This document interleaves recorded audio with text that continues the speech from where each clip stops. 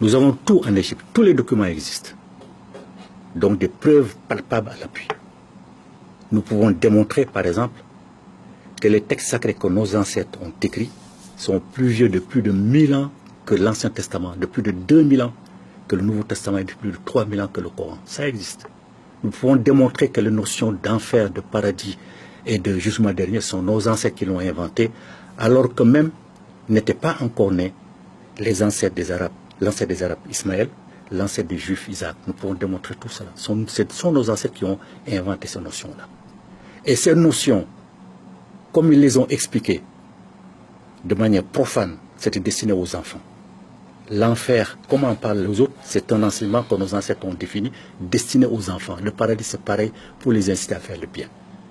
Donc les Africains aujourd'hui ont peur de l'enfer alors que l'enfer n'existe pas. Si on a le temps, je vous fais la démonstration. On n'a pas le temps malheureusement. C'est dommage. Mais on reviendra dans une autre émission. L'enfer n'existe pas, le paradis n'existe pas, le jugement dernier n'existe pas.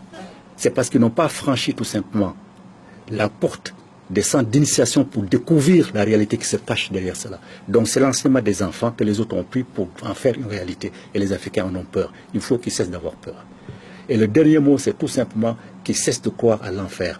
Parce que si l'être humain est une parcelle de Dieu, à partir du moment où Dieu ne ressent ni le froid, ni la chaleur, n'a pas faim, n'a pas soif, il va de soi qu'une fois désincarné, cette étincelle divine que Dieu a mise en l'être humain, une fois qu'il quitte le corps, ne peut ressentir aucun froid d'aucune sorte, aucune chaleur d'aucune sorte, n'a jamais faim, n'a jamais soif. Et personne n'a jamais vu nos ancêtres grelotter de froid ou chercher de l'ombre pour aller s'y mettre ou avoir faim ou avoir soif. Personne n'a jamais vu ça. Donc ils cessent de croire à des histoires enfantines et qui redeviennent des adultes.